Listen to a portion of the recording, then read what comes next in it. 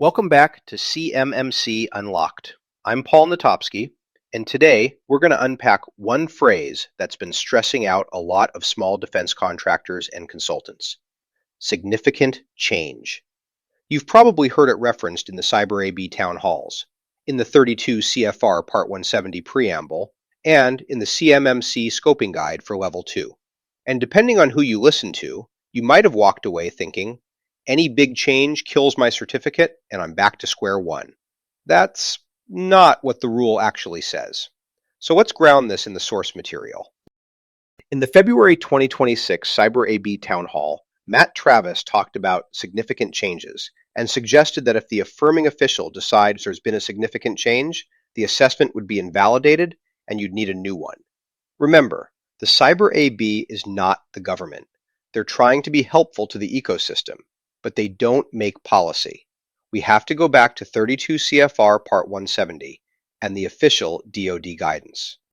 In the preamble to the rule, that long Federal Register explanation that sits in front of the regulatory text, DoD answered a bunch of public comments about self-assessments and the SPRS affirmation.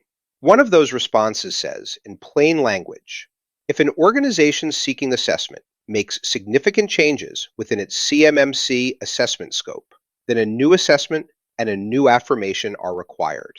It also says OSAs are not required to use a C3 PAO just to prep for their annual affirmation, and that DoD didn't want to use SAM.gov for this because SPRS is more appropriate for sensitive cybersecurity information. The key point, that preamble discussion is about keeping your Level 2 self-assessment and your SPRS affirmation honest and up to date. It's not about automatically voiding a C3 PAO certification the moment you make a big IT change. Now fast forward to the CMMC Scoping Guide Level 2, version 2.13. In the Separation Techniques section, it says that self-assessments and certification assessments are valid for a defined CMMC assessment scope. A new assessment is required if there are significant architectural or boundary changes to that scope. They even give examples: network expansions, mergers, and acquisitions. Then the guide contrasts that with operational changes within a CMMC assessment scope, adding or subtracting resources within the existing boundary that follow the existing SSP. Those do not require a new assessment. They're handled through your annual affirmations of continuing compliance. So we've got two related but distinct ideas that keep getting blended together. First, the preamble. Significant changes inside the scope should trigger you to reassess and, if warranted, update your self-assessment score and your SPRS affirmation. That's about integrity of your self-reporting. Second, the scoping guide. Only significant architectural or boundary changes, things that reshape where CUI lives or what's in scope, drive the need for a brand new certification assessment by a C3 PAO. Everything else, as long as it's within your existing boundary and consistent with your SSP, is part of normal operations and gets covered by your annual affirmation. Another important anchor is 32 CFR section 170.17. When it talks about maintaining a Level 2 C3 PAO status, the rule focuses on the 3-year assessment cycle. To stay compliant, you have to complete the next certification within 3 years of the last one. It does not say any significant change immediately invalidates your Level 2 certification. What it does expect is that your environment changes over time and that your program, policies, procedures, and risk management keeps control of those changes. So when you hear a significant change will automatically invalidate your cert, that's an oversimplification. The actual structure is: use your risk process to decide whether a change is significant, use that decision to update your self-assessment and SPRS, and if the change crosses into architectural or boundary territory, then you coordinate for a new certification assessment scoped to the new reality. Bottom line for small OSAs and the consultants helping them: significant change is a trigger for you to think, not a doomsday switch that erases your C3 PAO result. Your job is to define what significant means in your context, Document how you'll recognize it, and then align your self-assessments, affirmations, and, when necessary, certification scope to that definition. If you listened to our earlier episodes on NIST-style risk management, things like 837, 853, and 853A, you've already seen this movie. Those documents talk about event-driven reauthorization when there's a significant change to a system. You don't reauthorize just because the calendar rolls over. You do it when the risk picture really shifts. The same logic applies to CMMC.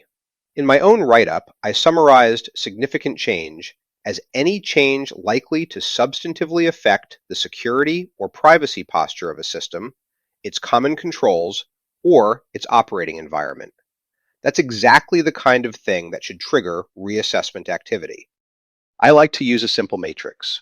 10 categories of change that come straight out of that NIST worldview. Threat, vulnerability, or risk changes. Continuous monitoring findings. Architecture and technology changes. Data processing changes. Security control changes. Mission or business changes. Governance or leadership changes. Supply chain changes. Environment of operation changes. And 10 organizational or threshold-based triggers. You don't need a giant bureaucracy to use this. For a 50-person machine shop, it can be a one-page checklist that your IT lead walks through whenever a big change ticket comes in. Let me make this concrete with a few small business examples. Imagine architecture and technology first. You move your CUI enclave from an on-prem file server into a new Microsoft 365 GCC High tenant. That's a major architectural change to where CUI is processed and stored. Your boundary has shifted from a local network with a VPN to a cloud service with different security dependencies. That should absolutely trigger a new Level 2 self-assessment and a fresh SPRS affirmation. And because your Level 2 certification scope has fundamentally changed, you'd work with your C3 PAO to plan a certification assessment of that new architecture. Now contrast that with an operational change in the same enclave. You add 5 new engineering workstations inside the existing segmented CUI network, built from the same hardened image, managed by the same tools, and documented in the same SSP. That's additional capacity, not a new boundary. The scoping guide is very explicit. Adding or subtracting resources within the existing assessment boundary following the existing SSP does not require a new assessment. That's the kind of thing you capture in your annual affirmation. We're still doing what we said we do at the same level of rigor, just with more endpoints. Take mission and data processing changes. Suppose you win a new contract that introduces a different CUI category, maybe export-controlled technical data you didn't handle before. And to deliver it, you start pushing that data through a new CAD platform and a new external manufacturing partner. You've changed what's being processed, where it flows, and who is involved. That's a multi-category significant change. Mission, business, data processing, and supply chain. Even if your network topology barely moves, your risk posture has, and you should treat that as grounds for a new self-assessment and affirmation at a minimum. Depending on how much of your certified scope is affected, you may decide to bring your C3 PAO back in to certify the updated boundary. What about things that probably stay in the annual affirmation bucket? Typical examples. You rotate to a new firewall model, but apply the same rule set and same segmentation. You replace laptops on a 3-year refresh cycle using the same secure baseline. Or your vulnerability scanning program switches tools, but keeps the same coverage, frequency, and process. Those do change your technical stack, but if you can show they follow the existing SSP and don't expose new CUI paths, they're operational changes within the boundary. You still do a security impact analysis under 853 style CM. You still update diagrams and inventories, but you don't automatically trigger a new certification engagement. All of this leads to the role of the affirming official, the person who signs your Level 2 affirmation in SPRS. In the preamble, DoD essentially says that person must decide when a significant change has occurred. They're the one accepting risk on behalf of the organization. Practically, that means they need a written definition of significant change that's tuned to your business and aligned with those 10 categories. And they need that definition embedded into your change management program. Every RFC, every major project, every M&A activity should explicitly ask, does this meet our significant change criteria? If the answer is yes, it triggers a mini risk assessment. What controls are impacted? What's our plan to assess them? And do we need to update SPRS and our certification scope? That's how you pull this out of the rumor mill and root it in disciplined risk management. Let's wrap up with a practical playbook you can actually plug into your ticketing system.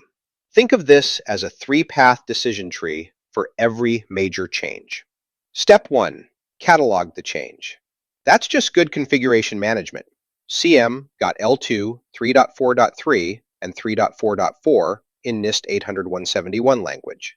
You document what's changing: systems, data flows, external parties, facilities. Step 2, do a quick security impact and risk check. Use those 10 change categories as prompts. Which ones light up? Does this alter where CUI is processed, stored, or transmitted? Does it bring in a new external service provider that will hold CUI or security protection data? Does it change the separation techniques that you relied on to keep assets out of scope? From there, you choose one of 3 paths. Path 1, no significant change. You've done the analysis and concluded the risk posture is essentially unchanged. Say, swapping out a like-for-like firewall or refreshing endpoints with the same image. You still update your inventories, your SSP where needed, and your network diagrams, but you don't rerun the full self-assessment just for that event. It rolls up into your periodic RA.L2-3.11.1 risk assessment and your annual affirmation that nothing materially changed our conformity to the requirements. Path 2, significant change, same boundary. This is where the preamble language really applies. Example, you re-platform your SIM to a new cloud provider that's now hosting all your security protection data, but your CUI network segments and asset categories are the same. Or you adopt a new M365 configuration baseline that materially changes how you implement several controls. You decide this is significant because it affects multiple controls and your risk picture, but it doesn't redraw the outer edge of the CMMC assessment scope. In that case, you should conduct a focused Level 2 self-assessment on the impacted controls, update your overall score as necessary, and submit a new SPRS affirmation tied to that assessment date. You do not automatically need a new C3 PAO certification. Your existing certificate remains valid for that scope and 3-year window, as long as your implementations continue to meet the objectives. Path 3, significant architectural or boundary change. This is the scoping guide language. If your change looks like their examples, network expansions that connect new sites into the CUI enclave, major consolidations, or mergers and acquisitions that pull in new business units handling CUI, you're outside operational change territory. You've changed the CMMC assessment scope itself. Here, you do both. You reassess and reaffirm in SPRS so your self-assessment stays honest, and you coordinate with your C3 PAO to plan a new certification assessment scoped to the new boundary. That might be a full re-engagement. In some cases, it may be an assessment of the expanded enclave. Either way, it's a deliberate decision, not a panic button. A couple of related myths to clear up. First, a properly scoped Level 2 certification is not retroactively voided every time DCMA DIBCAC shows up later for Level 3 and finds issues. The scoping guide explains that for Level 3, DIBCAC may check any Level 2 requirement on any in-scope asset, including contractor risk-managed assets and specialized assets. If they find problems, you'll have to fix them, and it'll affect your Level 3 outcome. But it doesn't rewrite history and say your earlier Level 2 assessment never existed. Second, normal operational churn doesn't reset the 3-year clock. The regulatory text is clear. Your obligation is to get the next Level 2 certification done within 3 years of the last C3 PAO status date, not every time you swap a switch. So what should you actually build? My recommendation is 3 artifacts. 1. A written significant change criteria annex to your system security plan. This is where you define for your environment how those 10 NIST categories map to significant versus operational changes, and which ones are boundary affecting. 2. An annex to your change management plan that adds a mandatory checkbox. Does this change meet our significant change criteria? With a short impact analysis when the answer is yes. That keeps your affirming official in the loop before the change goes live, not months after. 3. Train your IT staff and key business owners, contracts, operations, engineering, to flag potential significant changes early. M&A isn't usually run out of the help desk. If your leadership team doesn't know that pulling in a new division's network could trigger a CMMC scope redesign, you'll always be reacting late. If you put those pieces in place and run them through your existing risk assessment process, the same RA and CA requirements you're already supposed to meet, significant change stops being this scary, vague phrase from a town hall slide. It becomes a structured decision point you can defend to your C3PAO, to DoD, and to yourself. And that's really the goal. Decisions driven by documented risk analysis and the official guidance. The 32 CFR 170 preamble, the Level 2 scoping guide, and the Level 2 assessment guide, instead of fear or rumor. All right, we'll leave it there for today. If you found this useful, go back to our earlier discussions on risk assessment and configuration management. They tied directly into how you operationalize this. I'm Paul Netopski. This is CMMC Unlocked, and we'll keep breaking this stuff down so you can stay mission-focused and compliant without losing your mind. Talk to you next time.